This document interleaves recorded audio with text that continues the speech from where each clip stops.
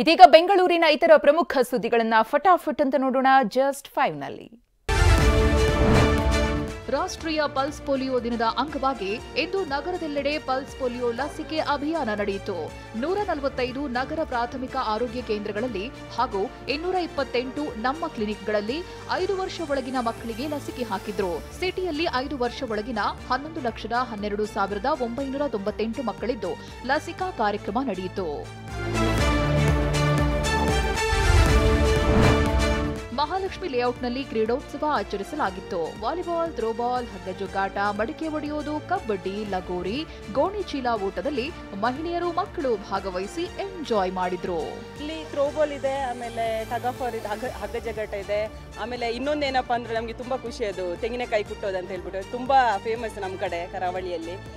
ಆಮೇಲೆ lemon and spoon ಇರ್ಬೋದು. ಆಮೇಲೆ ಲಗೋರಿ ಅಂತೂ ತುಂಬ ಖುಷಿ, ಯಾಕೆಂದರೆ ನಾವೆಲ್ಲ ಬಾಲ್ಯದಲ್ಲಿರೋ ಚೈಲ್ಡ್ಹುಡ್ಡಲ್ಲಿ ಎಲ್ಲ ಜಾಸ್ತಿ ಆಟ ಆಡಿರೋವಂಥದ್ದು, ಅದು ಹೇಗೇನು ಇಲ್ಲಿ ಚಾನ್ಸಸ್ ಸಿಕ್ಕಿರೋದು. ಆಮೇಲೆ ಮಕ್ಕಳಿಗೆ ಸಂಗೀತ ಕುರ್ಚಿ ಏನಿದೆ ಅದಂತೂ ಎಲ್ಲ